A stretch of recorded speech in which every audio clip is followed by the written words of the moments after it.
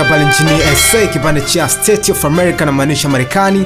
Si mwingine bali ni Jay-Z, ndiye ambaye anatazamiwa kuwa msanii wa halftime show ya Super Bowl mwaka 2026. Unajua kwa nini? Ni kujuza kwamba taarifa zilizopo kwa sasa hivi ni kwamba rapper Jay-Z anatajwa kuwa ndiye ambaye atakayeongoza burudani ya halftime show kwenye finali ya Super Bowl mwaka 2026 ambayo inatarajiwa kufanyika pale Levi's Stadium, California, Februari 8 mwaka 2026. Sasa taarifa hizi bana zilianza kusambaa mitandaoni kuanzia Juni 22 mwaka 2025 zikitokana na chapisho la mtu habari wa michezo ambaye anafahamika kama Dov Kleiman, ambaye anaandika kuwa Jay-Z ni miongoni mwa wanaozungumziwa kwa karibu kabisa kuhusiana na swala zima la kupewa nafasi ya kuperform kwenye halftime ya show ya Super Bowl mwaka 2026.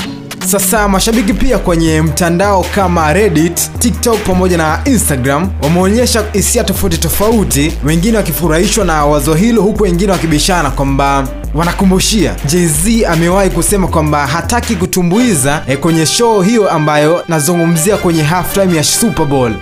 Pia baadhi wamehoji kwamba inawezekana ni nafasi ambayo kampuni yake ya Roc Nation ndiyo itakayosimamia mchongo mzima, si ndio? Mchongo mzima wa halftime show tangu mwaka 2019. Lakini hadi sasa NFL wala Roc Nation hawajatoa tamko rasmi kutafanya taarifa hizi kubaki kuwa tetesi tu. Imagine mzee mzima Jay-Z akipata shavu la kuperform kwenye halftime ya Super Bowl mwaka 2026. Unadhani kipi kitakuwa cha kitofauti? Kwa sababu msimu huu mwaka 2025 tumeangalia, lakini pia tumeona namna ambavyo wasanii tofauti waliperform, lakini Funiko Bez ama msanii ambaye alitegemewa na kuja kufanya kitu ambacho alikifanya ni Kendrick Lamar, ambaye kwa kipindi hicho alikuwa anatamba na diss track yake ambayo inafahamika kama Not Like Us, ambayo alimdiss Drake. Sasa andika hapo comment yako kupitia upande wa comment section. Je, Jay-Z akipata shavu hili la kuperform, endapo kama zisipokuwa tetesi tu ikawa kitu real, unadhani ni kipi ambacho kitabadilika? Lakini pia unadhani kwamba ataumiza kama kawaida, si ndio?